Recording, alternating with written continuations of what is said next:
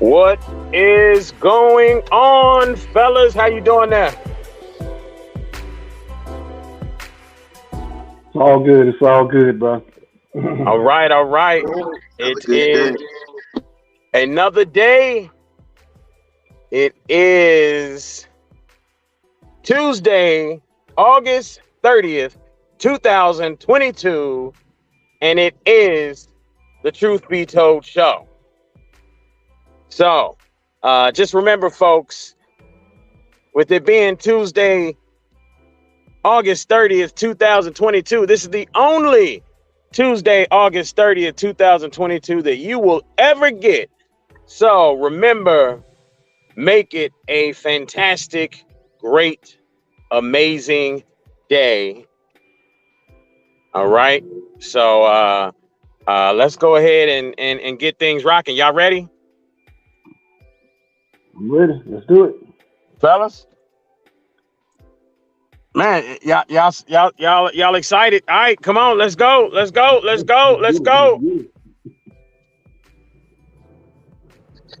Where are we at this morning? We talked about international news. All right, cue the music. Start the music. Starting music. And go. It's the Truth Be Told show, where we place America first. Honoring those who America has forgotten. Listen in and unlearn to relearn. As we set the record straight. And now, your host of the Truth Be Told show, Mr. Just Ask Joe and Uncle Mishorn.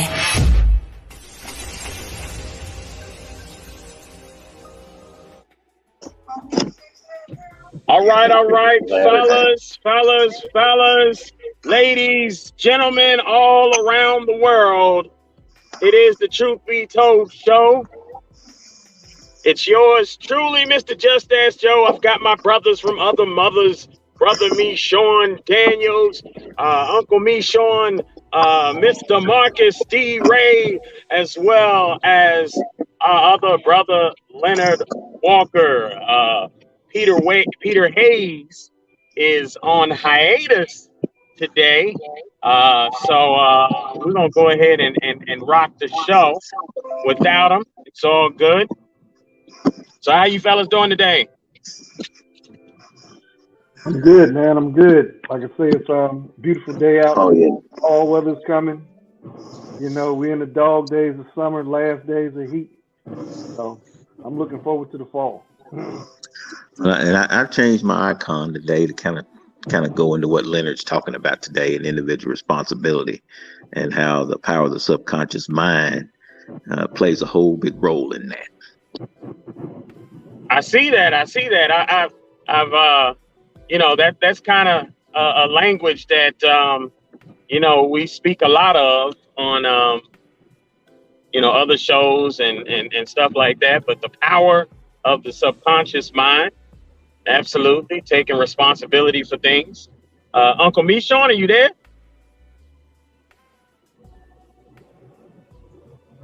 I know he must be having some technical difficulties. His picture is there, but it's all good. So local news, just kind of starting out here.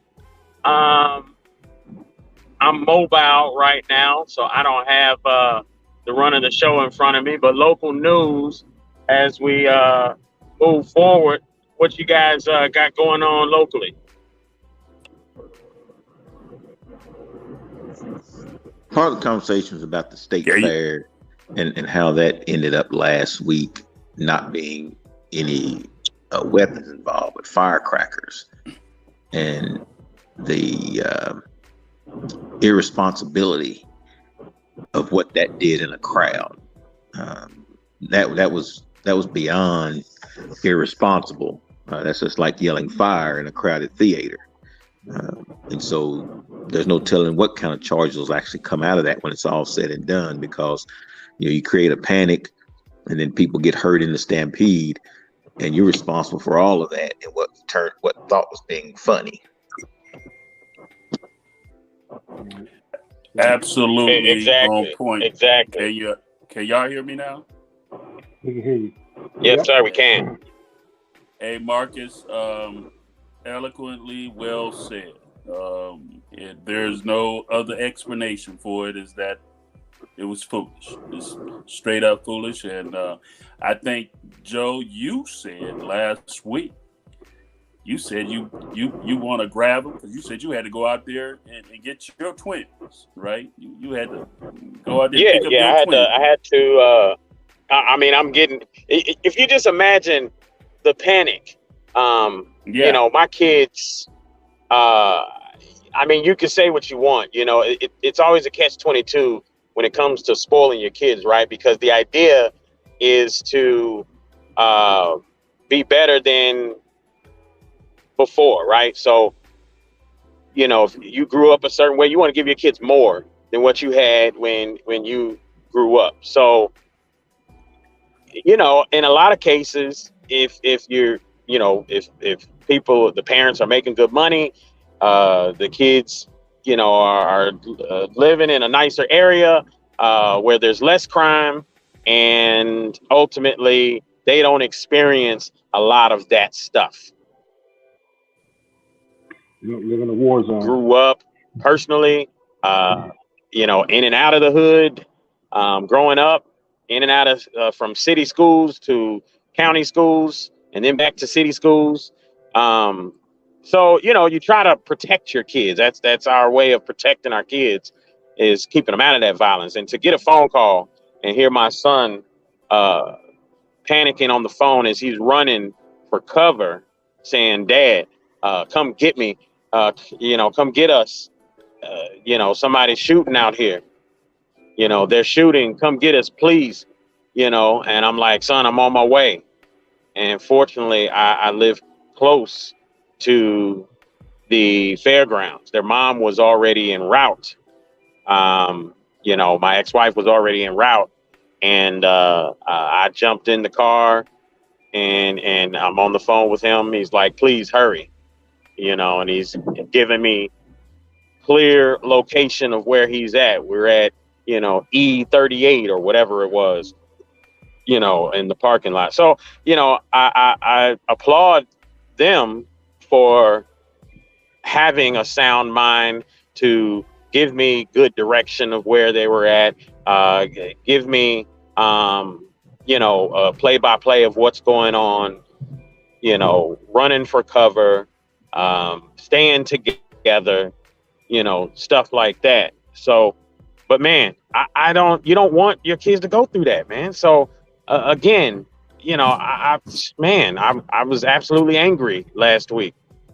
Yeah, and for good reasons, man, and for good reasons and thing. What else we gonna talk about, man? Because they done already resolved what's gonna happen with that, and there's no sense to get putting any more water on that and everything. I wanna go and talk about this idea, because I was looking at the news last night.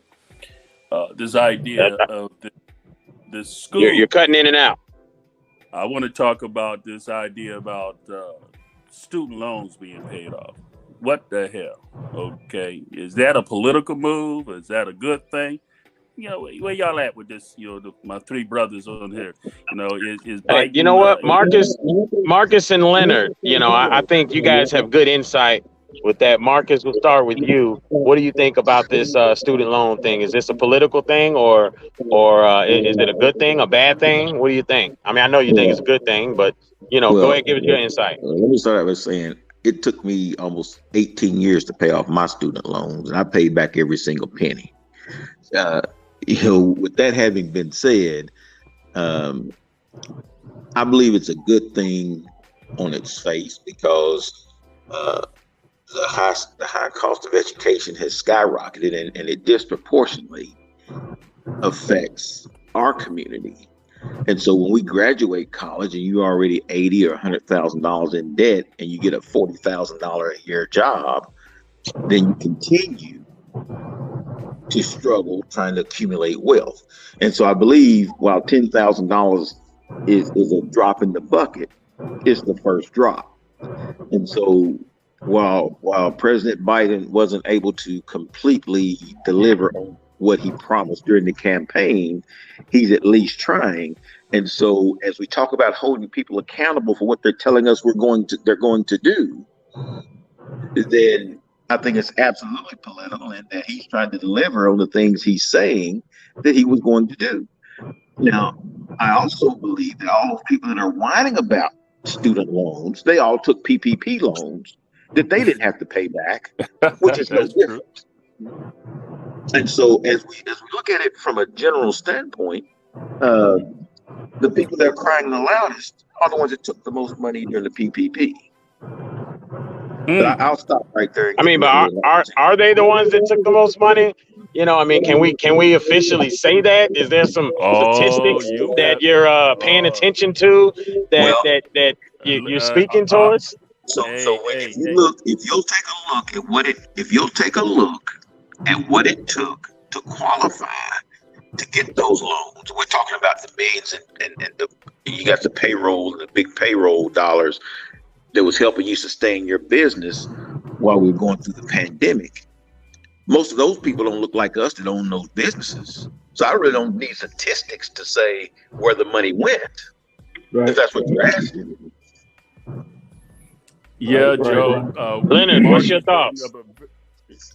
My thoughts right quick. I think, this is very political, but I think the bigger issue here is the distraction. What is the distraction? The distraction is how college, most of the people complaining about college probably paid, hundreds of dollars, thousands of dollars to go to college to complete a 4-year degree, where now you've got kids paying hundreds of thousands of dollars to complete a degree. How all of a sudden did education become so expensive?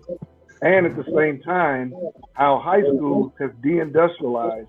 You don't have shops classes. You don't have, any of these things that can prepare a kid straight out of high school to go right into a workforce with an ASE, with, apprenticeship into plumbing, HVAC, carpentry, all of the things that I know I grew up with in high school.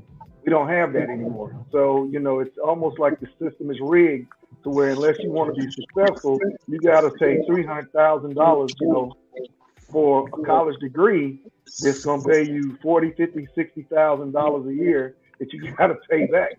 So that's an entirely separate conversation. But yeah, it's definitely political. Definitely, the Democratic Party is looking to try to get the young voters, and I don't blame them. That's an important component. That's an important issue that young people are looking at. I know right now for sure, the new generation, I call them Generation D, the digital generation. You've got a lot more kids that are looking at college saying, you know what, I don't want to have college. I don't want to have a college loan more than my house loan, right? I don't want to go into debt like that. So they're going to trade schools. They're going to community college. Some of them are not going to college. So we'll see how all of this stuff turns out. But the market typically always dictates what, things are going to do or how people behave. So. Well, it's interesting when you really look at this because it influences everything. So I'll say, for instance, personal knowledge of friends who are pharmacists, right? Now, I'm a person that focuses more on health and wellness than traditional Western medicine, right? And I know personally people who, in order to add, like a natural, I forget what it's called, but a naturopathic path to their education as a pharmacist, it was another year's course. Western Um, medicine, so you're talking about a person, homeopathic. that's going through a 4-year degree with getting their doctorate in pharmacy, and then they've already got these bills hanging over their head soon as they graduate, and they're making a decision of whether to add health and wellness, which is a pertinent part of medicine that we don't focus as much on here in America. And people decide not to take that. Why? Because they'd be in school for another year and they've got student loans to pay. It's a decision. It's the reason why we have so many less traditional medical doctors versus all your specialists, because people they sit there and they weigh it out and they say, well, shoot, a surgeon makes this much versus a traditional MD makes this much. My student loans are this much.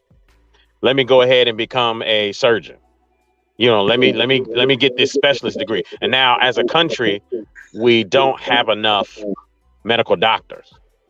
So, these student loans, they decide they're in every aspect of our lives, and it's kind of sad when you really look at it.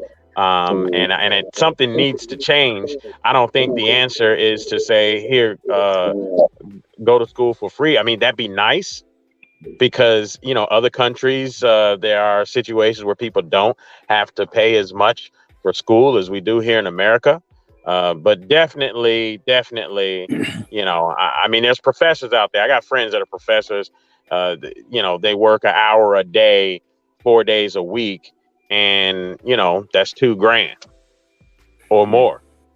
You know what I mean? So the cost of doing business starts right there with how much we pay people, and it's kind of sad in this country, that with inflation and everything, you got to keep raising people's salaries and things of that nature. It seems like a never-ending cycle that only has one outcome, and that's an implosion. All I want to say to add to that, and I'm glad to hear Marcus and Leonard and all y'all working in the medical field and working around a whole lot of high-paying individuals who take out loans to go to school and everything, and listening to a lot of their conversations and everything.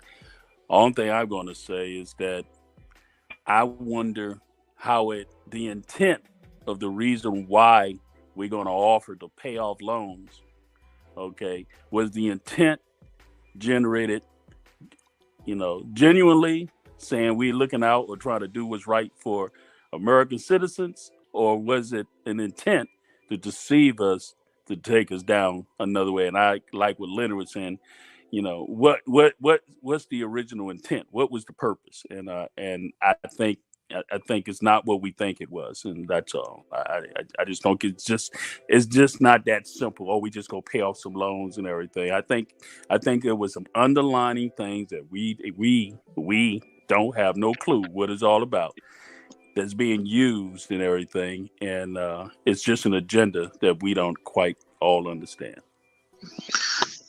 Well, I think that it's pretty clear. I don't think there's a hidden agenda. We all the time talk about holding people accountable to what we elected them to do, and now when they try to do that, there has to be some other agenda. You see, you don't get to pull down on both sides of the skirt, right? So either we want to hold our people accountable for what we elected them to do. The problem is that they're wearing a skirt anyway, so. That's right. I agree that way. And so what I think happens though is all too often now that someone's trying to deliver on what they said they would do for us, while it's not in total, right? Because he's trying to deliver on that, and people are trying to hold him accountable to what he said he would do. Now there's some kind of other agenda behind that. No. And so I don't quite understand how you can come to another agenda when before he ever ran, that's what he said he wanted to do. Well, again, I guess it's hard. It's hard, personally, knowing that this man is an utter racist. You know what I mean? It's difficult to think about the idea of someone who is an absolute racist getting cured from racism and doing the right thing for a people as a whole. I mean, all of a sudden we about face and concentrate on the American descendants of slaves.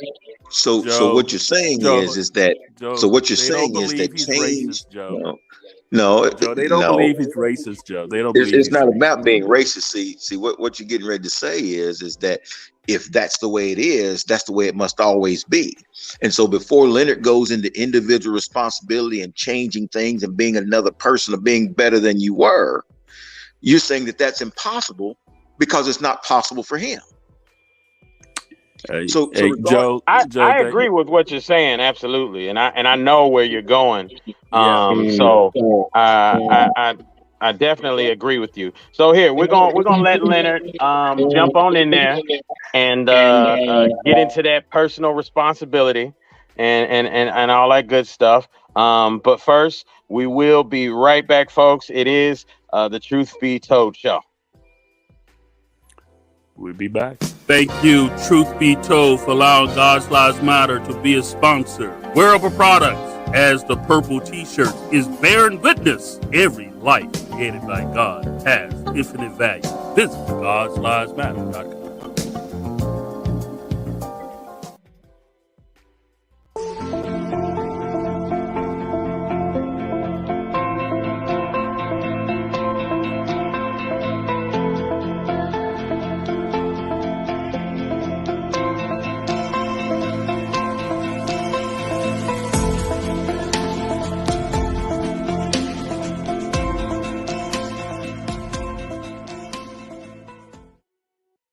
Hey folks, check out HealthDaddyWow.net.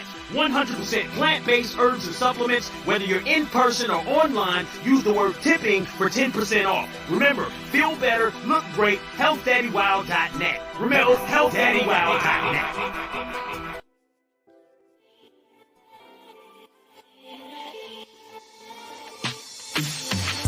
Habibi Trading Company, home of soap, sticks, and Saya Baba products. Over 400 locations at a store near you. Cincinnati, Ohio, Louisville and Lexington, Kentucky, Southern Indiana, or find yours online at sayababa.com. Again, that's sayababa.com. Habibi Trading Company, where you can find fragrances to incite your senses.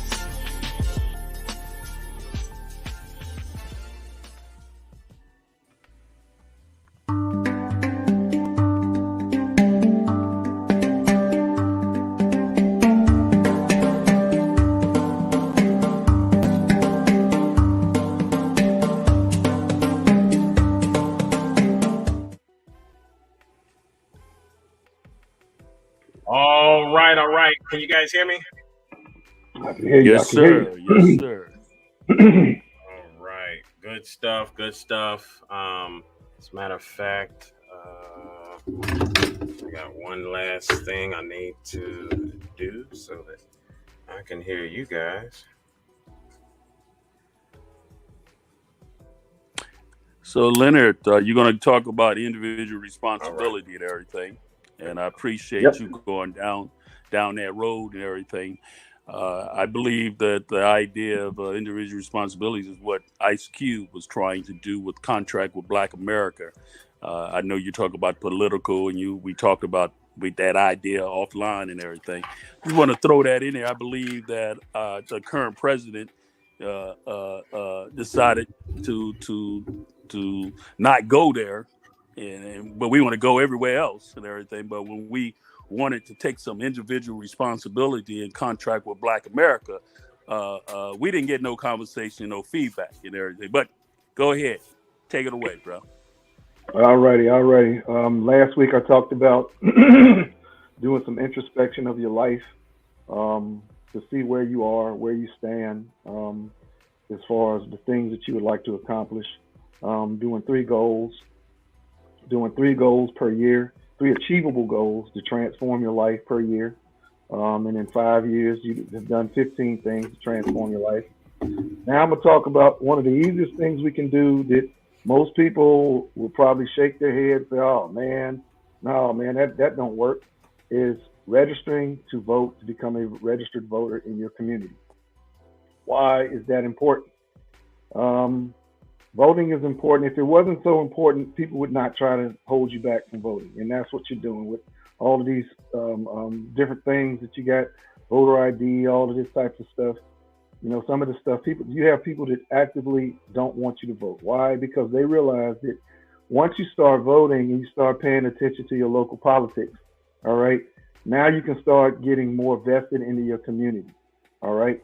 This is where change starts. Okay. Change starts with yourself, then it starts in the community. And it's something that you don't have to be the richest person. You don't have to be the smartest person. It is a constitutional right that people of 18 years old, okay, and even now with some people who have gone to prison and lost those privileges to vote can regain those privileges back. All right. It is your right to do this. All right. And you have to look at it like an obligation, because this is how you address the issues in your community. You want to talk about health, you want to talk about prosperity. That voting is how you do this. Right now, where I'm at in the city of Greensboro, some type of way, our citizens decided to vote for a $630 million tax bond, a bond for schools. Which, don't get me wrong, I'm all for schools, but we have state lottery and everything. So, but my point to all of that is that's going to make my property taxes go up.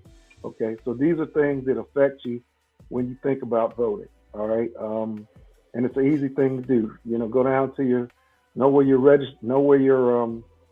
local election board is, register to vote. They have early voting in a lot of places. Learn the process. Learn who your city councilman or your alderman is in your area. Get to know them. Go to city council meetings, whatever day they have, if you can. Right? Get involved locally, and that's what I'm talking about. A lot of people want to talk about national voting, but what we really need to be talking about is local. 85% of what happens to us directly happens at a local level. It's not the issues. It's not the federal issues about policing that we have to deal with. It's the local issues about policing. So this is why this is part of our individual responsibility to ourselves, our communities, and our families to be a registered voter if you can and be actively involved in your local politics. I think that's the best word for it is our responsibility. Right.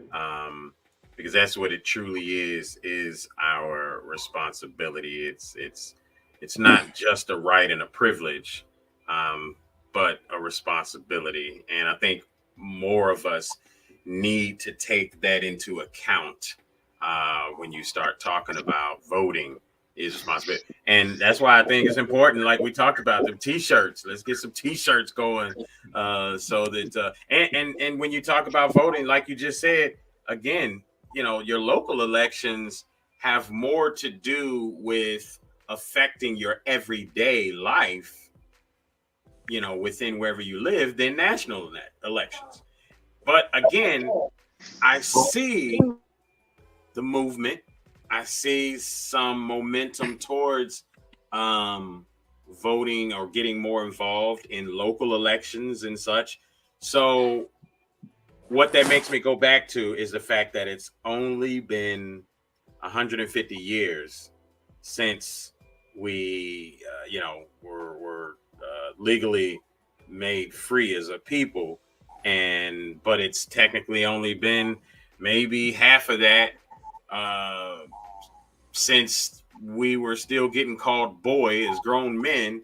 And then, half of that last 35, 40 years, since people started really getting involved. I mean, it really speaks to the intelligence of a people to exponentially grow like that. But again, it's only been such a short amount of time. We're still getting into it. So Joe, you thank you for leading right into, because Leonard and I was having an offline conversation yesterday. He wanted to start with voting. I said voting is important, but to me, it's not the most important thing to start with. To me, that I brought it up to a couple of people: social or adult social emotional learning. The things that you just right there, what you're talking about, culturally, our demographics of people have just, specifically our men. I'm always about our men first. Okay, we just now learning how to let our nuts drop. Okay, let it hang. Okay, learn how to be men and navigate in this country as men. We just learning how to say that we are man. We no longer accepting someone calling us a boy, or we just now starting to understand our humanity doesn't come from our Constitution. Our humanity comes from our Creator. And so our social emotional, I think we need to have a social emotional incubator period of time that we sit down with ourselves, that conversation with ourselves, and talk about things that we need to do in this country. And voting is one of those things, but voting to me is not the first thing we need to be talking about. I think we got a whole lot of social emotional things about what we need to learn how to unlearn and relearn to navigate a better next 400 years. And that's Well, where I think where you are, though, or at least from the perspective that I see it, and Joe mentioned it, we're 150 years out of slavery. So basically, our community is only 150 years old. And so when you look at these other societies and these other ethnic groups who are thousands of years old, I think we've come a long way in that short period of time, but we do have to turn the conversation to something else so that we continue to evolve and grow as a group. And so I don't know what the Chinese society looked like 5,000 years ago, but they evolved to what they are today. And so as an ethnic community, then we're only 150 years old from that perspective. And so I think we do have to take a look at some of those things that you're talking about, but we also have to engage it across the entire spectrum. And so if we want to be heard, then we have to go to the places where we're going to be heard. So we have to do it kind of on a two-pronged thing. Yeah, we have to have our own conversation internally, but we also got to engage the system as it is, because what Thomas Jefferson meant and said is true. There's not a government majority. It's a government of the majority who participate. And so we have to participate first on one prong and then be working internally on the other. But then doesn't that take, you said it first. We always talk about dealing with us individually. And so, yes, internally, like you stated, Marcus. But then we have to have a mass conversation with us all in order to get us all on the same page. And then after we have that mass conversation with us all to get us all on the same page, unlike what happened when Ice Cube was introducing what he was introducing, that made so much sense that we all that our majority of us shunned away just because. Then we take that conversation after we all get on the same page. We take it to the full majority of Americans and say, "Hey, this is what we came up with. These are our thoughts, our demands. This is the stuff that needs to happen in order for all of us to be able to play well together." Oh, I agree with that. I think that. So the question is, how do we do that?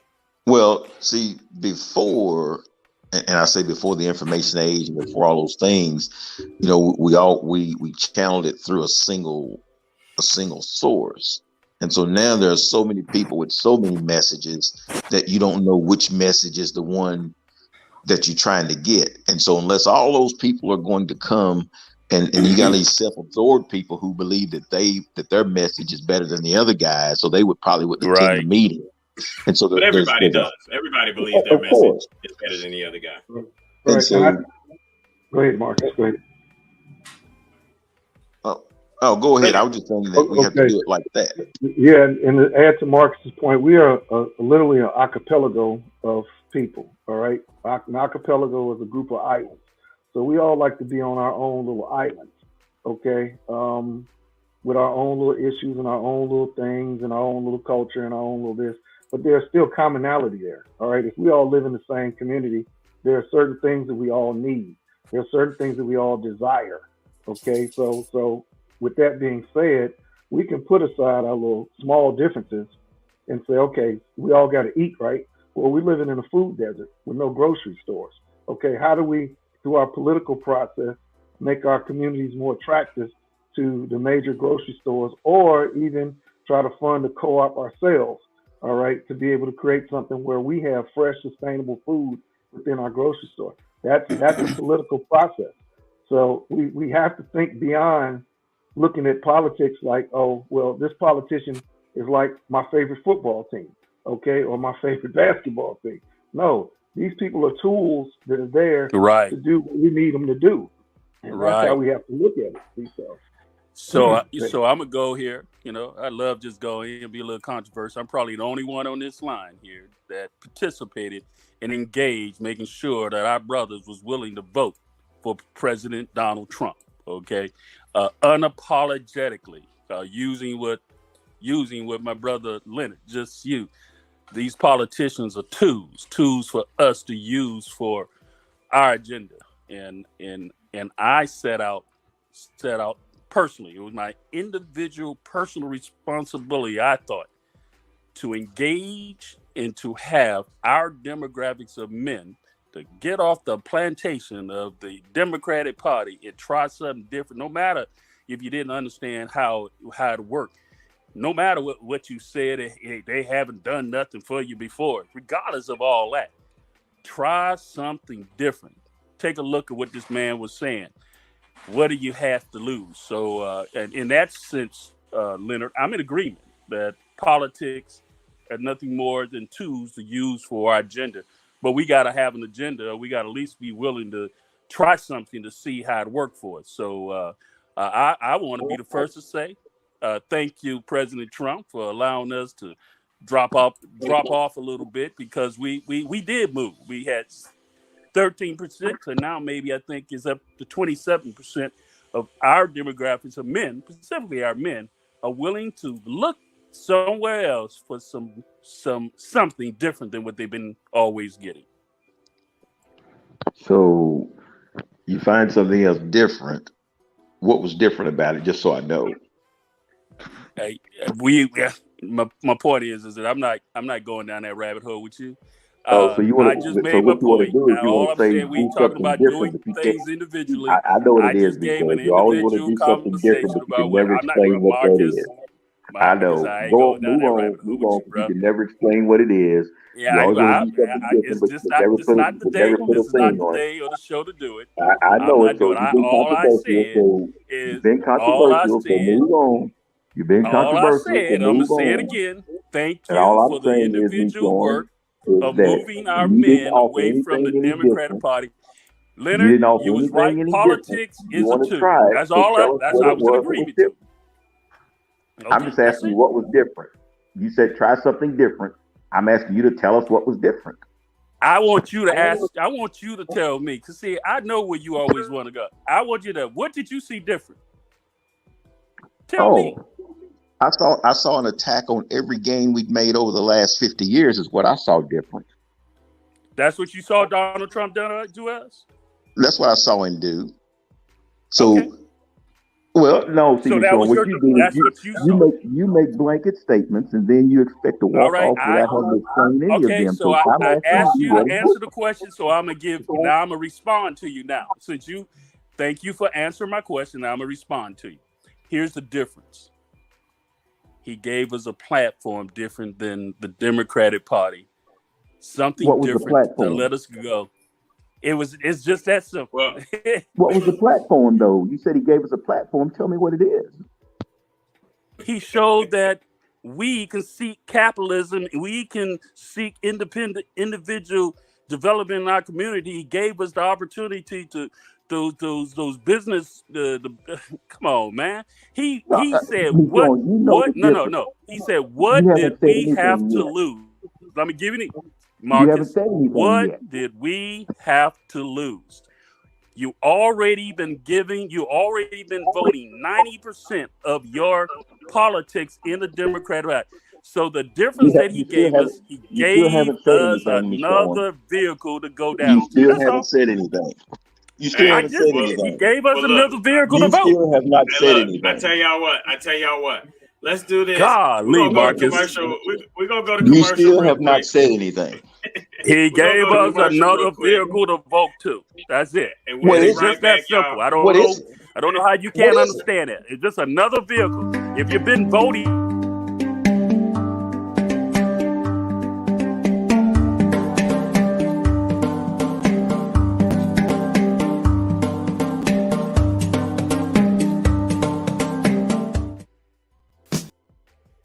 Thank you, Truth Be Told, for allowing God's Lives Matter to be a sponsor. Wearable products, as the purple t-shirt, is bearing witness every life created by God has infinite value. Visit God'sLivesMatter.com.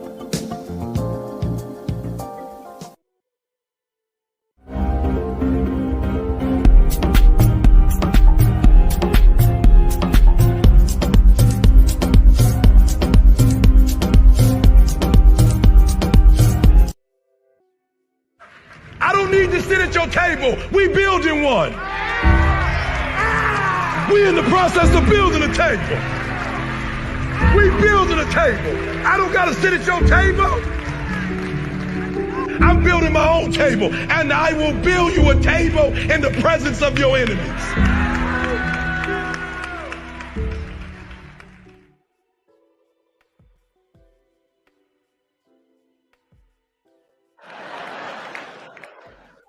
Shit.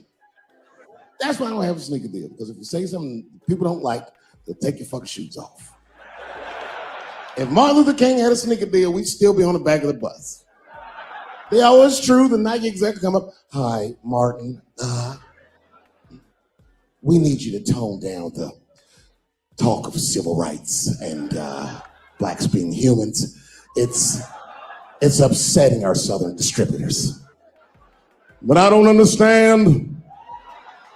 I thought that's why I had a sneaker deal in the first place. Not quite.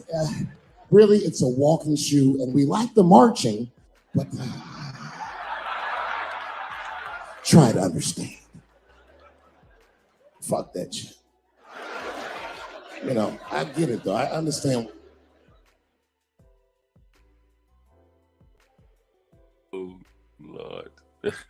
All right, folks. Hey, folks. Joe, I thank thought you, that bro. was That was a good. That was good. that was Joe. good. That was good.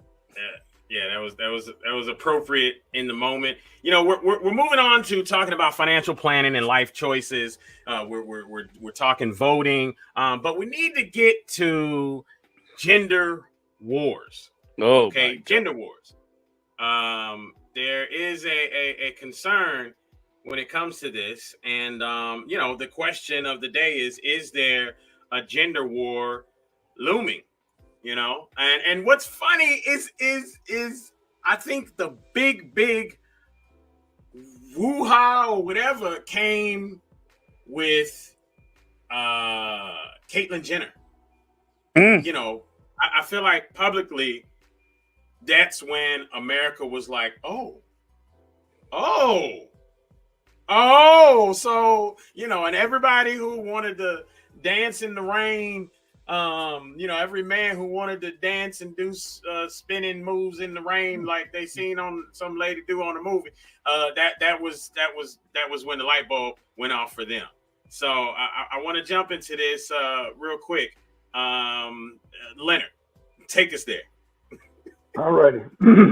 Before we go there, I just want to say that this is not getting ready to be a let's beat up on women conversation from my part. And I'm not getting ready, it's not getting ready to be male fragility either, right? What I see here in the media here lately is this: anything you can do, I can do better. Everything I can do it better than you.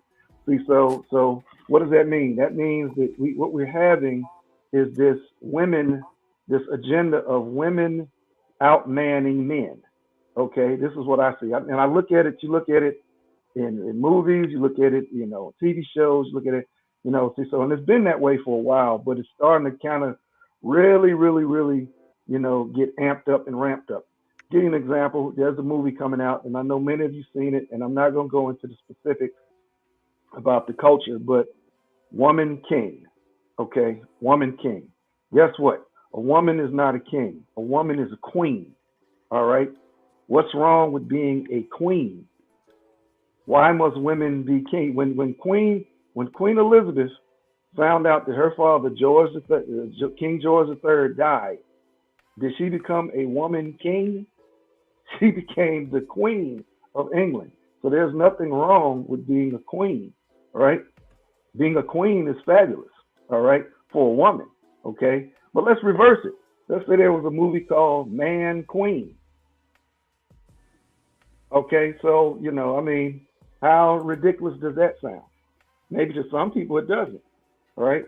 But it automatically puts you in a place of, do we think about power? Do we think about taking the place of this person or that person, or I can just be whoever I want to be, or I can just wear a costume, and that's my new term for some of these people out here is costume, right? Costume. But it has to be a costume.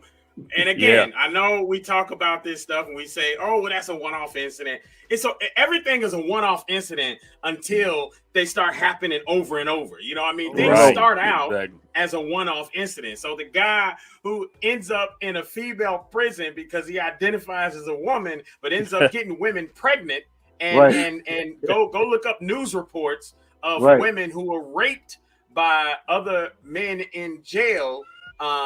Who identified as a woman, but they ain't got that woman tool, but they use the tool they got, right? The tool they get. See, so like I said, you have this agenda, okay, and we have to be careful with that because, like I said, I'm not going to say there's nothing wrong with being a woman. I'm gonna say it's everything beautiful about being a woman. And when you think about our women, okay, and I talk about, women of African descent. It is a historical fact that there has been an agenda to defeminize our women, just like there's an agenda to emasculate our men, okay? So defeminizing them, making them more masculine, okay? When I see things, woman king, I'm like, why not woman queen? Or why not the queen? Why does it have to be woman king? You see what I'm saying? See, so this is this comparison between men and women. A woman can outman a man. Okay, so if women are outmanning men, what is the purpose of men? And this goes back to breaking down our family dynamic, our family structure, because there is no group on the planet Earth in the history of this world that has ever been any successful group of people without family at its core. However that family may look, all right, and with defined roles within that family.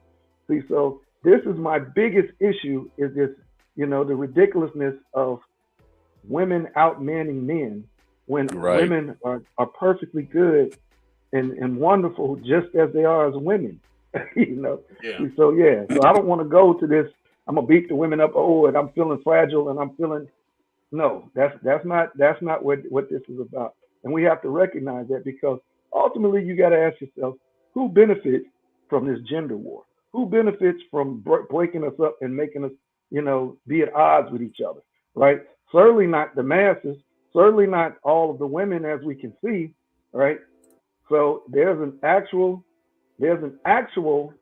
group of people that actually benefit from this, and I've always said, is the labor class of people will always outnumber the elite and everybody else. So as long as you can keep the labor class divided and not, keep so they can't hold anybody accountable for their lives or hold everybody accountable for the prosperity that they have, then yeah. So this is just another measure. Another distraction. Another distraction. Another distraction. Hey, well, real quick, while we're sitting here on this topic, I want to play one more video. Is that cool with you guys? Go for it, man. Yes, sir. Right before you leave, Leonard, I know you got to go here in a second, and here let's just do this right before you leave.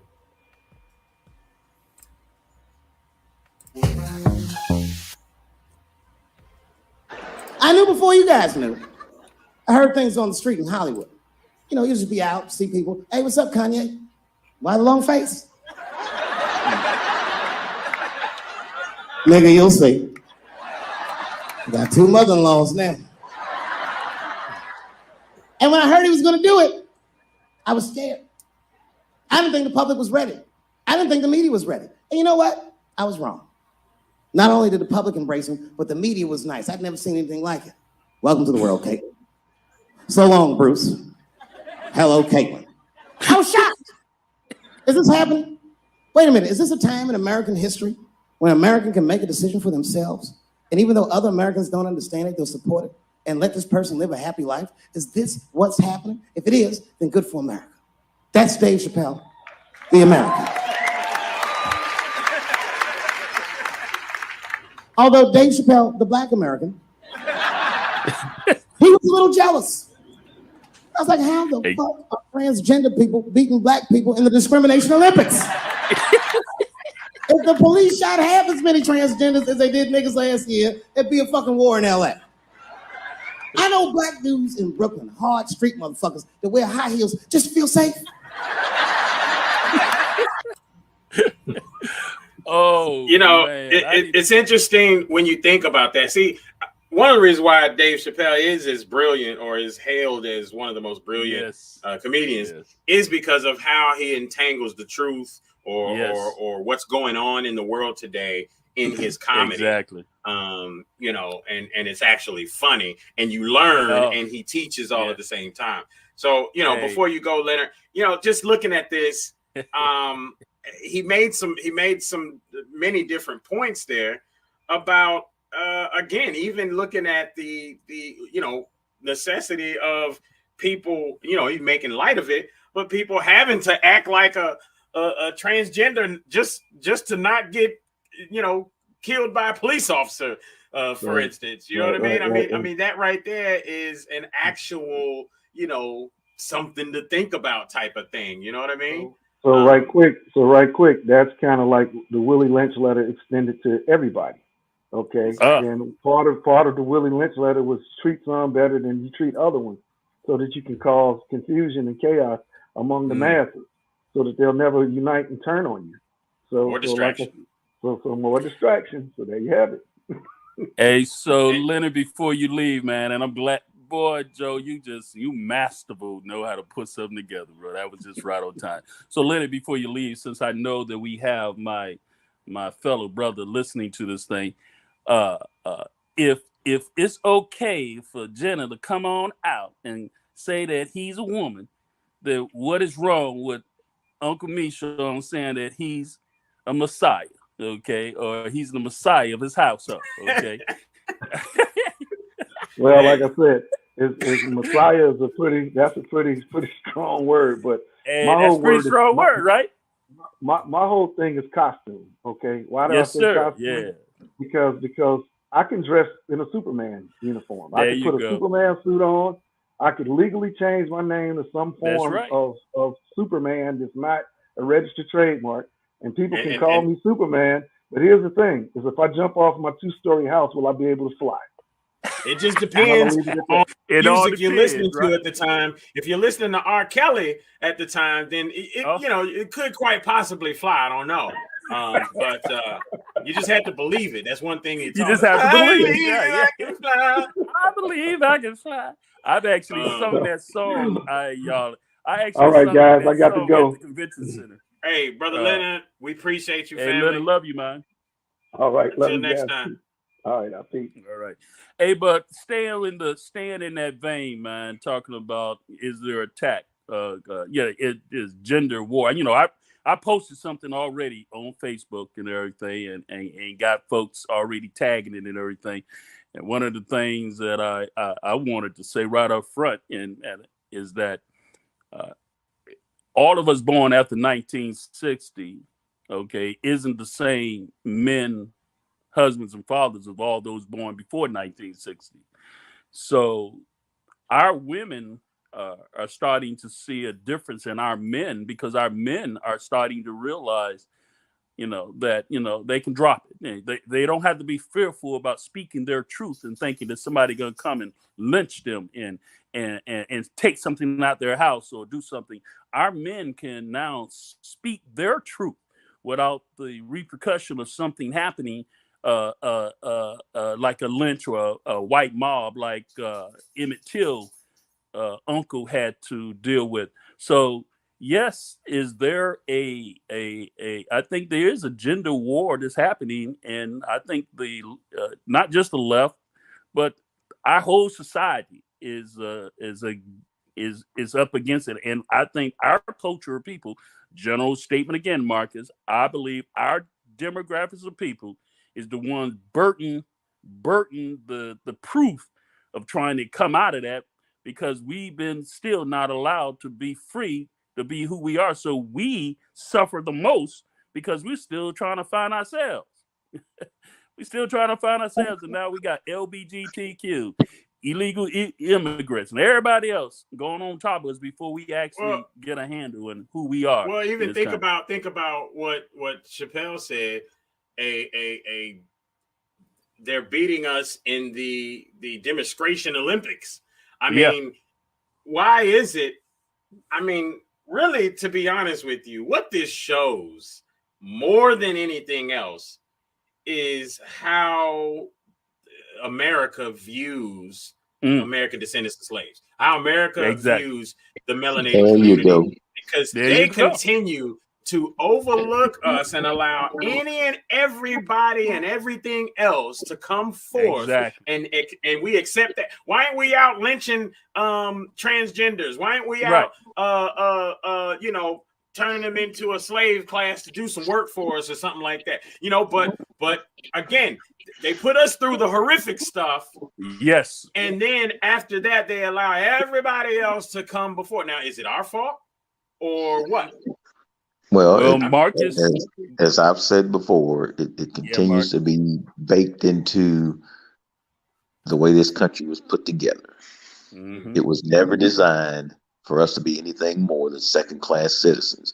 And so all the people that have been able to co-opt the civil rights movement, they typically don't look like us.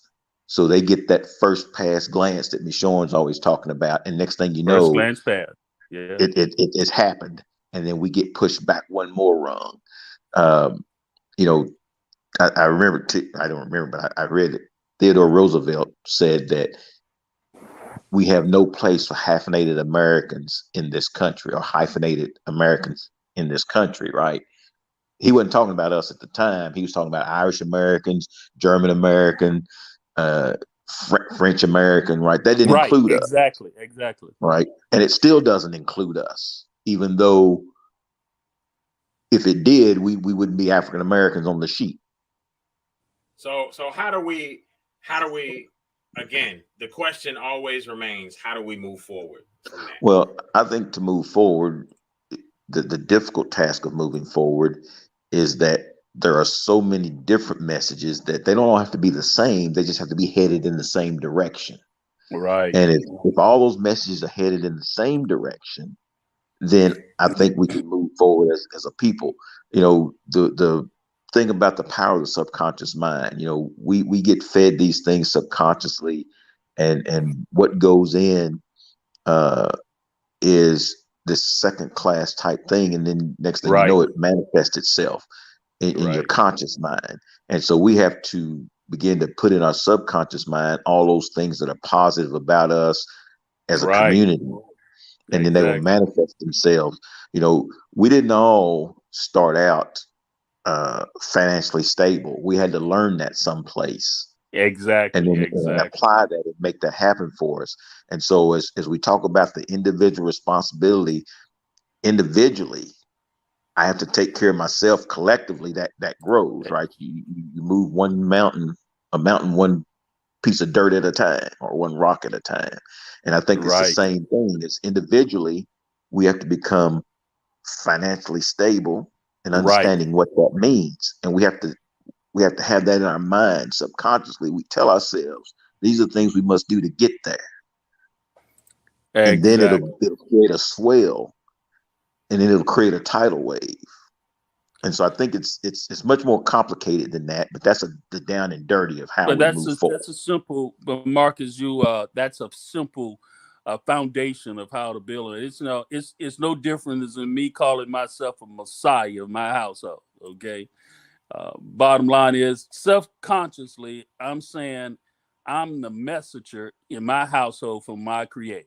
Okay, that's all I'm trying. I'm the messenger in my house from my creator, and what goes on and what happens down on this house moving forward, not nobody else. Okay, and but it got to start with each and every one of us individually willing to put a perimeter around what's ours. And then Joe, you see me doing it, then you say, "Oh, look what Uncle Michon doing. Oh man, that's popping." Someone see you doing it, Joe. Oh wow, look what Joe doing, man. I like that. And then all of a sudden we start. But I mean, but think about that, Michon, and that's all great sentiments. But I mean, I feel like, dude, we are fighting against TV, radio, and social media. So you're sitting, that's great, but I mean, and this is where the sentiment everybody can't go, and you can't help everybody comes from, because the reality is that we're up against something that is ultimately too great. The second that you go find 10 people that you can influence in a positive manner to become more accountable and such, and become better men, then there's 100,000 people being influenced the other direction. But exactly, by TV programming, social media programming, again, programming your mind. Exactly. So it almost seems like a lost cause at sometimes. I mean, we can't give really up does. hope, man.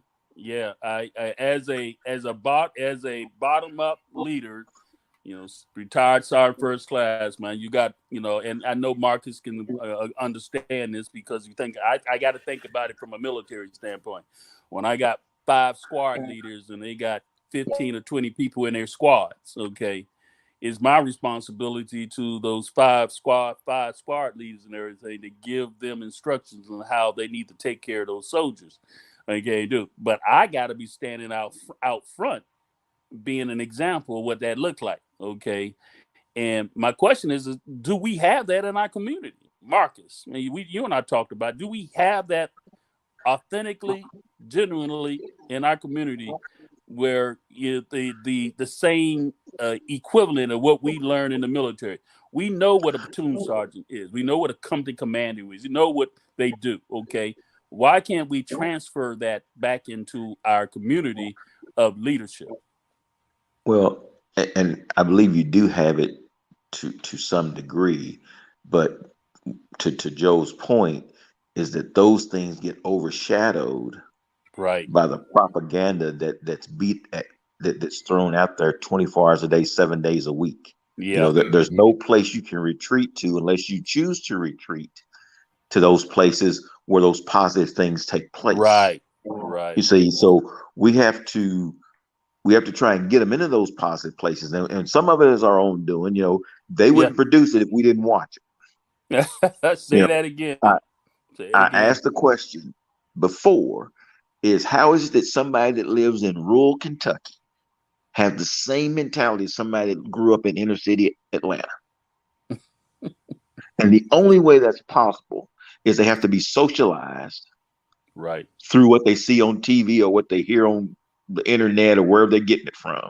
Right. And so Joe's point is the only real point is that unless we can curb or change the Cut it off. socialization and the propaganda that comes with that, then we're spitting in the wind, even though we'll continue to spit in the wind until we can change that path. We may save a few, but we're by and large, most of them are going to be caught up in the propaganda. Yeah, very true. I saw something go across there. Martin says it's head of household. You know, I guess he's referring to my Messiah conversation, head of household conversation, which is a lot of truth to that. But head of household is not something. Head of household is not a new concept. There were people who wanted to be head of household back in the early '60s and prior to that, and this government prevented them from being a head of household. They could have yelled Jesus, Jesus, Jesus all day long, but they're calling themselves Jesus or believing that they were a child of God didn't give them the authority to be as equal as the dominant European culture that stripped down their rights to be a man. So when I say today that I'm a Messiah, I'm just speaking that I'm the head of our household, and I understand that I can fight for that. Okay. But that's my individual choice. Now, Joe, you're right. I mean, there's so much going on, man. There's so much happening. And a lot of times it feels overwhelming. Yes, and I was trying to find a video where Dave Chappelle talked about it. You know, I mean, we can call him the Messiah. But where Dave Chappelle talked about it, where he talked about he said it's called the age of spin. Yes, I remember that. Yeah. Was the fact that there's so much going on. He talked about this new generation. He said there's so much going on. Yes. You get to see everything. How can you actually care about anything? Oh, you know what I mean? So man, I do remember seeing that. I can't remember which one you played that. Too much. Yes. We're overwhelmed. Now we're just inundated with information. Yes. And my thoughts sometimes, I'm sitting there wondering, like, okay, they couldn't have sat back and planned this out the whole way some years ago. What must happen is they must be having some quarterly meetings to say, okay, this is what's happening. The thing that we did before with allowing this internet thing to come about, it's taken off, and now people are engaged, and there's more people that are stuck in this internet thing. So our ultimate goal to gain control of people's minds is working. So let's see how we can amp this up. You know, who do we got over there? Well, there's this guy, you know, this Zuckerberg. He's got this thing called Facebook, and I think that would be a bigger segue into getting people stuck in the internet. Joe, Joe, can you go find that thing that I posted, the secret covenant? Okay. And play that, man. Read that what that European woman talking about. She's coming out explaining the covenant that has been laid out there and has been intentionally played and intentionally integrated into our society. And I posted that with Martin, Greg, and John, my three American European male friends. And one of my European friends, Mel, said to me, "Do you really think that's the case? Do you really think that's happening?" I had to say, no. The question is, I can't believe you don't think it's not the case. I mean, how can you not listen to that and think that there is an intentional, ingrained system in place, intentionally engaged to keep, specifically, like you said, Marcus, they never included us, never intended, never meant, never thought in a million years, okay, that we will be sitting the way we're sitting today. And you still got grown men, specifically men, thinking, "Oh, it's not true. It's you just got to pull yourself up by your bootstraps and everything. You can work it out. It's going to be okay." A bunch of Well, I mean, BS. I think, and listen, it is true. You can pull yourself up by your bootstraps. The problem is that if there's somebody there that's always cutting the strings that you created out of thin air yourself, then that's where a lot of the problem lies.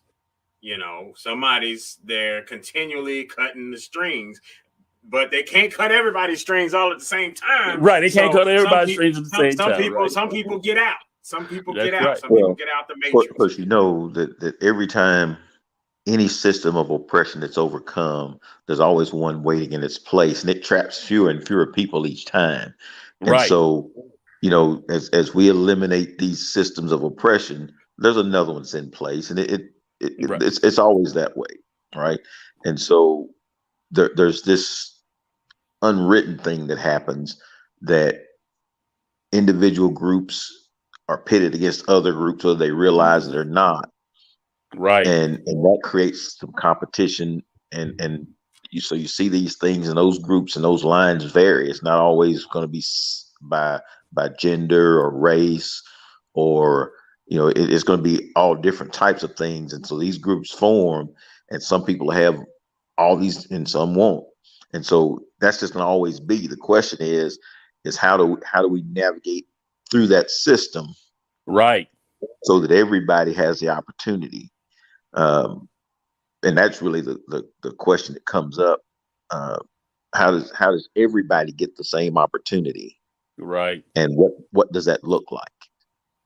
What do Saying you think we're about? equal. Oh, go ahead.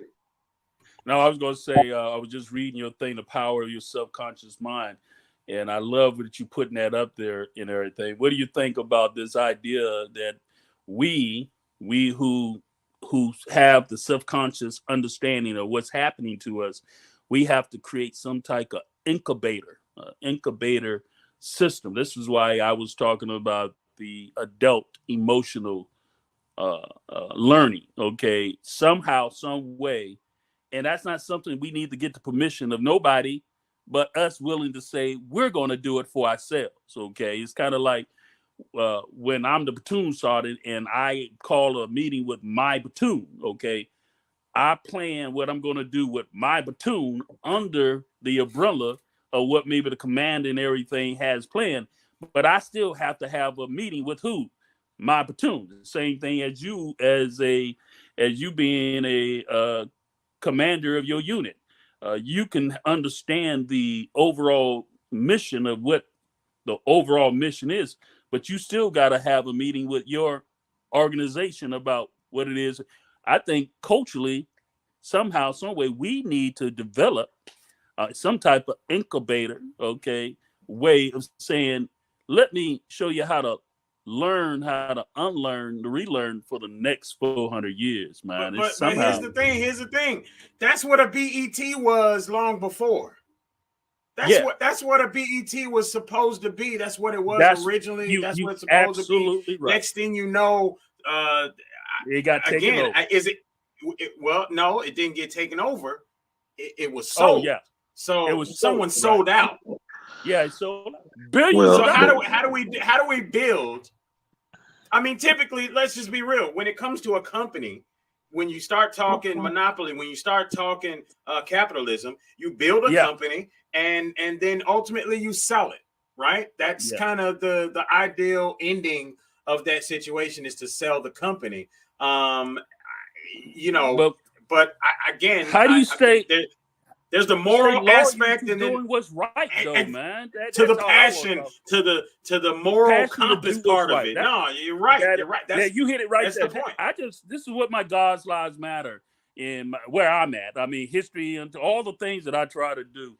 I'm just trying to not compromise, man. What if somebody comes up to you, Mishon, tomorrow and says, "I got $5 million. I want to buy your Matter." Bro, I'm situation. gonna just be honest with you, bro. I've already had those thoughts, man. I've already had those thoughts, okay? And I have said to myself that I will not compromise what I believe God gave me. God, lives matter. Stay committed to what I believe is the right thing to do. Hey, I take the five, So but I $5 gotta million be the chair. ain't gonna make it work. Hey, Because here's the hey, thing. no, man. I'm Well, if telling you you, I look gotta be the around, chair. I gotta be, I do what Marcus says. Yeah, you bring your $5 million. How would you say, Marcus? You bring your but we did this you before. got the right. What'd you say, Marcus, about bringing money? You can bring your money. We give you a percentage of ownership and everything, but I'm still chairing this thing. Okay. Right. I'm still chairing Which this makes thing. sense. Which would be nice if your boy had done that. Keep the programming the same. Let's continue to enlighten. The original point was, hey, there's not enough stuff for us. He did not have to sell out. But did you listen to Bob Johnson's comments? Come on, Marcus, you and I've talked. Did you hear his comments when he sold? Right, but you also got to remember when he was going down that road, his ratings were dismal. Yes. No one. I say no one. He didn't have the audience to continue down that light, and so he was faced with the decision: do I go bankrupt or do I go where I'm going to make the money?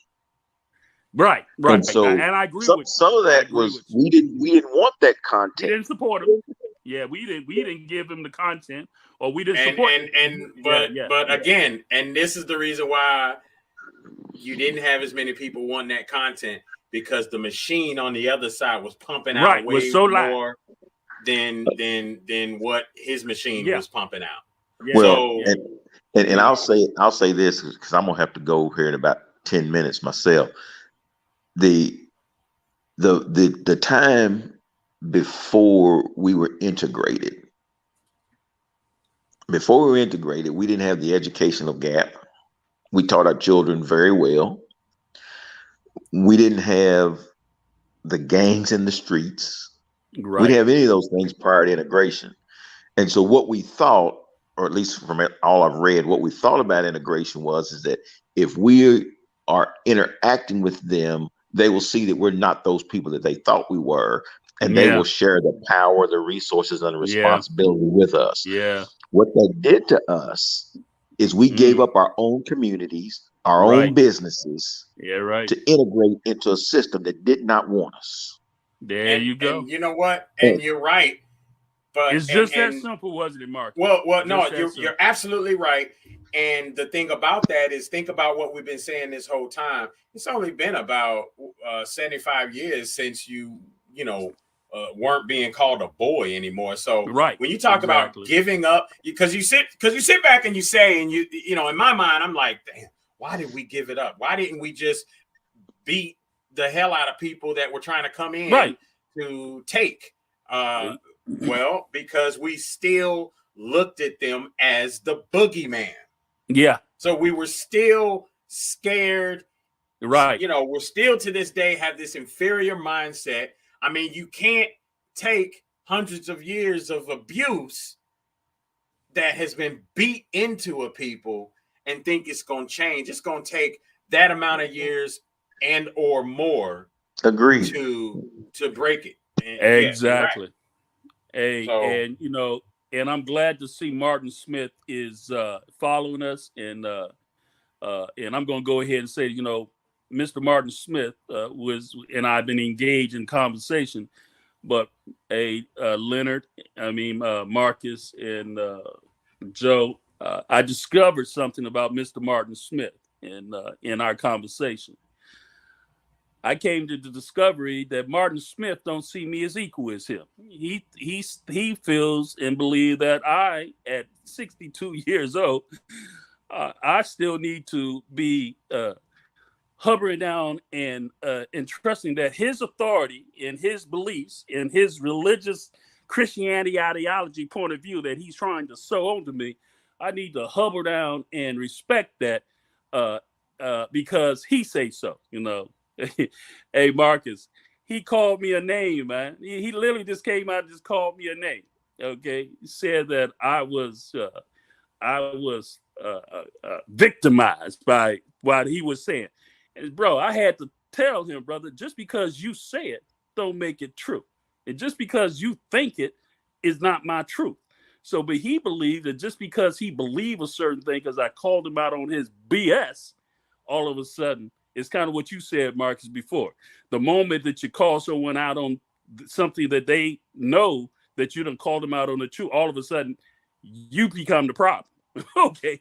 Because now you done called them out on the very thing that they thought that they were trying to pull over your eyes, man. And so, Marcus, I love what you just said about, and it's really just that simple. We thought by integrating with the dominant European culture that they will see our humanity and do right by us. And how naive were we? that was why Martin Luther King said in the end, not too long before he was killed, that I've led people into a burning building. That's right. Because into a burning house. Because again, that shouldn't have been the move to integrate. No, we should have fought and stood our ground. Yeah, we should have fought for our own and continued to get the land that we were trying to get. Around us. But integration was never about living next door to Martin or going to school with Billy. Right. Integration was about the sharing of the power, the resources, and the responsibility. And had those things happened, then our school wouldn't have been, the resources there would have been for our schools. Right. So it was never about living next door or any of those type of things. It was about sharing those three things. And we got and I say we got the okie doke because they shared living next door to them and going to school with them, and then built school somewhere else, and then moved somewhere else. White flight. Well, I mean, again, because the message got misconstrued. Right. Absolutely. And I mean, once Martin, think about it. I would say the message became diluted and misconstrued after Malcolm X was killed. Yes. So it was no, Joe, man. We was all over it. I think 2 shows ago. No, you was all over it. 2 shows. Remember we said coming out of war. When those soldiers came back and saw Black Wall Street, okay, and they saw us, World War I. We was living large and doing things, and they were like, what the hell? Remember you went there? I got off the air and I stood for a moment, man, in silence and thought about what you were saying, man. That was some real talk. It got construed right there. They decided, oh hell no. Nah. Well, when I say the message got misconstrued, I'm talking about the message among us. What we were fighting for got misconstrued. But it started there. But if you think about it, it started there. I mean, because at that point. Oh, that's you? No, that was my phone. But it's all good. I want you to keep that vine with you there. It started really there because we never rebuilt. Okay, we realized that they was not for us. Okay, they bombed us. They put legislation together. They did everything in their power to make sure that we did not rebuild. You feel me? Oh, okay. Okay. So the Mooney term. That's what I'm noticing is when you said derogatory. Okay. Yeah, they did everything in their power to make sure that we culturally did not rebuild. And that's what they constantly have done all across this country.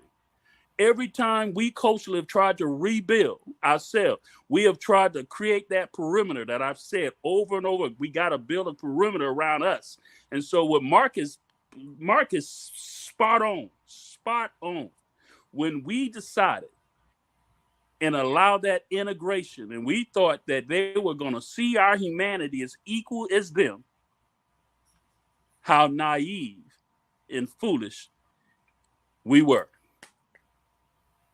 Yeah, no, that's true, and it's because we're not a horrific, gruesome people. We are a peaceful people, and even in Africa, we're a peaceful people. We learned violence, and we learned hatred, and we learned all of this stuff here in the U.S. of A. Or I can say in America. We learned it, and then as things have changed over to this corporation of the USA, then we definitely learned it even more so. And that's really another conversation. We should probably do that for next week's show, is to talk about America versus the United States of America, because I think that in understanding all of this, of what we're going through and everything, the distraction, all of that, the fakery that of what we see, we need to understand that it is because this is one big giant show. You know, I mean, think about it. Somebody said to me the other day, and I posted it. Most other countries, you have emperors and queens and kings that run the country. Right. In America, we have presidents, vice presidents, you know, and any other companies, any other countries that have presidents and vice presidents, treasurers, secretaries, you know, those are the titles of a corporation, right? That's the structure of a corporation. So again, this is not just a regular country here led by a emperor, king, and queen. No, this is a corporation. This is a corporation. People don't understand that. They don't get it. They don't think about it at all. They don't put any thought into it. But it's a reality. And you know what? Corporation. We are the products. Exactly. You know what? You have led us right into what is right for us in America's Little Black Book and Dr. Norris Shelton. Okay. His book literally is about saying we need to understand that we're the product of a corporation. Okay. And Martin just posted something that was pretty awesome. He said, I didn't agree with much of what Jimmy Carter said, which I think Jimmy Carter was a president that was one of the first that was more for the American descendants of slaves. But I didn't agree with much Jimmy Carter said, but you said the day that we gave corporation, or I guess he said the day that we gave corporations the same rights as individuals was the day we lost our democracy. And that is Jimmy Carter. So I think that's conversation needs to go with this, is how we understand that we are products inside of a corporation. We are products that's trying to trying to benefit.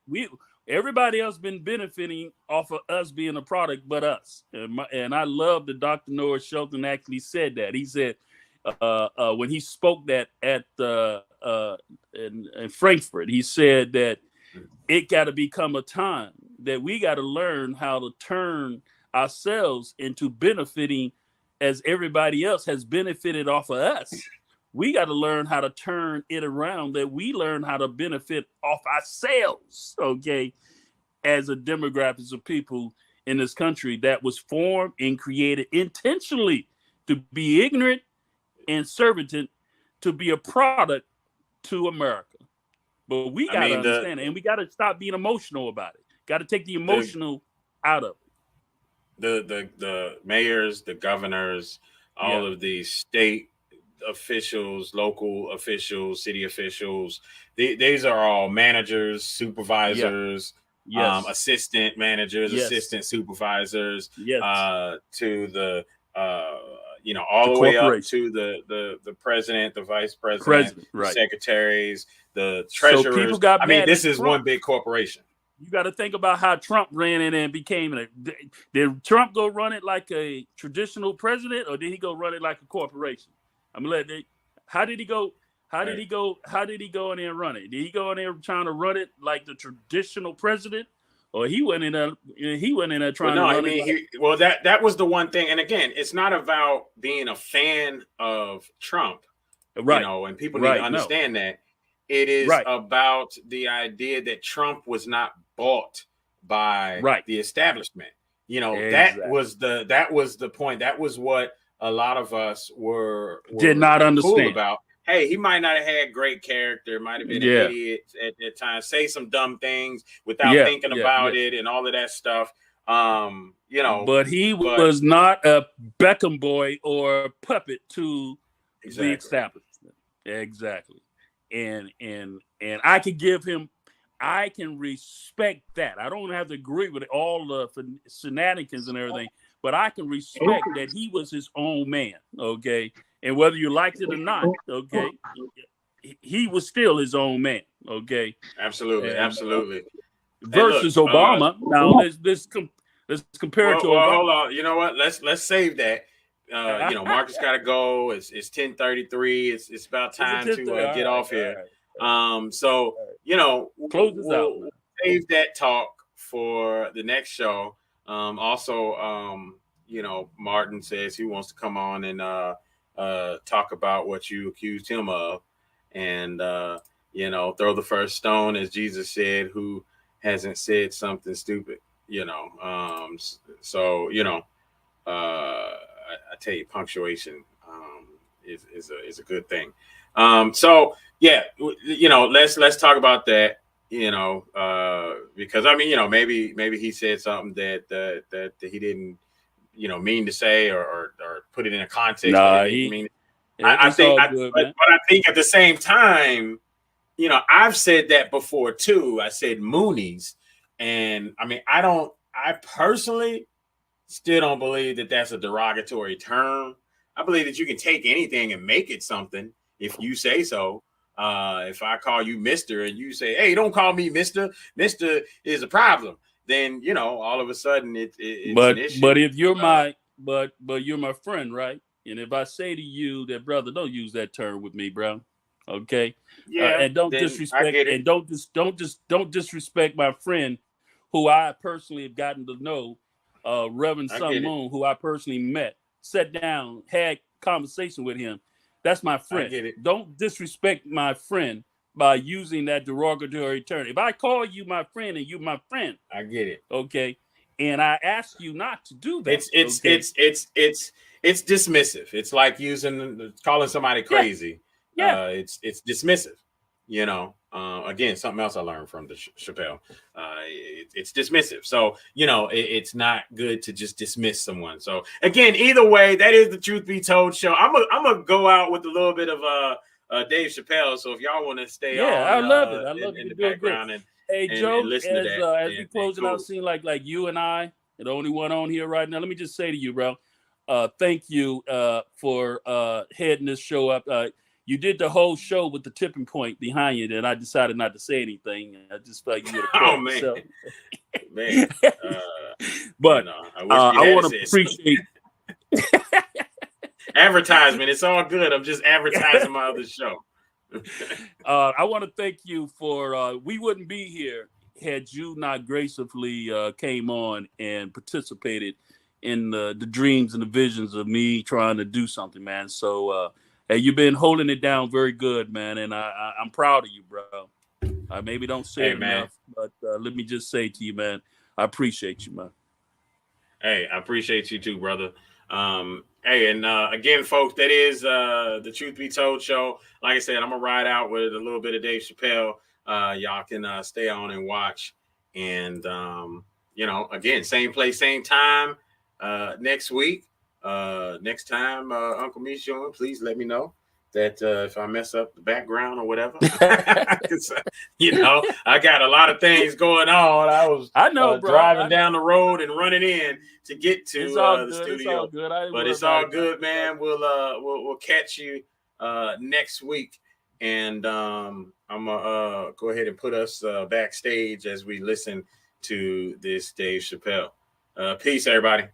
Peace. Have a good one next week. Well, you young heads missed that shit. You all too young. You don't remember that. How old are you, young man? You. 24, you don't know shit. You don't know shit. You gotta Google shit that I lived through. See, this is why I lock motherfuckers' phones up. Seriously.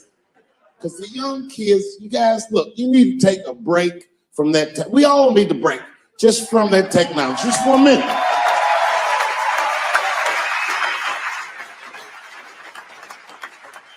You know, I'm from a different time, young man, a dark time to you. I'm from a time that I didn't even used to know who was on the phone until I answered the shit.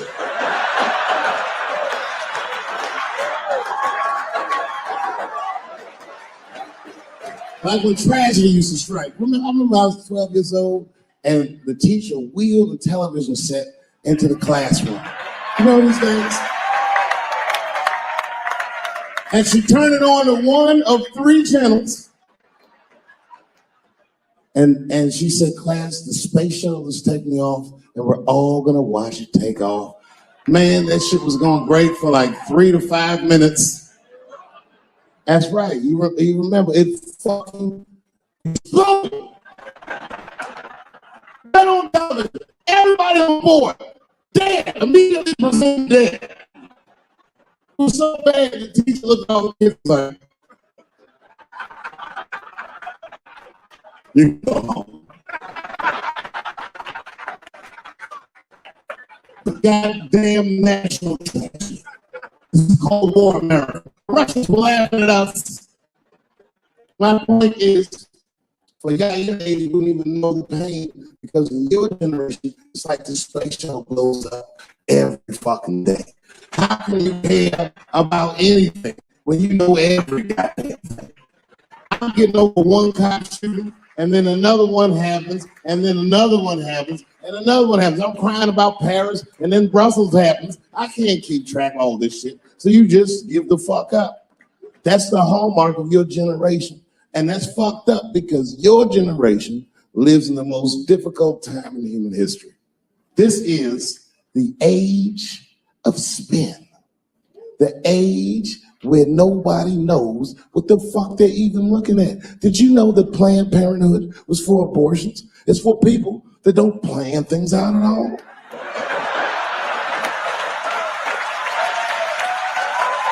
That's right.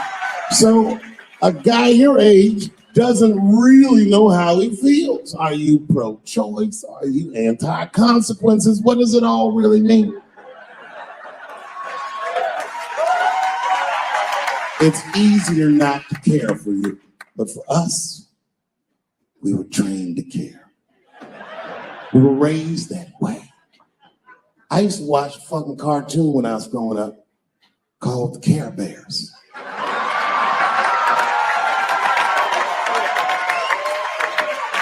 It was about a fucking group of teddy bear people. They were like teddy bears, but they were like people. And they were all different colors, and they all fucking just walked around caring. They cared about each other and everything else. They all had different designs on their stomachs, and the designs told you something about what they might be like inside. Very, very loving group of beings. And when shit got real bad, as nice as those teddy bears were, they didn't get mean faces. They got determined. And the leader would say, come on, guys, it's time for the Care Bear Stare. Remember that shit? And then little teddy bears would lock arms and stare at the problem. And I'm not even bullshitting. Actual love would shoot out of their chest and would dispel anything that was fucked up. And when we grew up, we wanted to be like those babies. And then we got our hearts broken. So we found out that life wasn't gonna let us do that. And that it's impossible to shoot love. All right, cue the music. Cue music. All right, cue the music. All right. And go. It's the Truth Be Told Show, where we place America first. Honoring those who America has forgotten. Listen in and unlearn to relearn. As we set the record straight. And now, your host of the Truth Be Told Show, Mr. Just Ask Joe and Uncle Nishorn.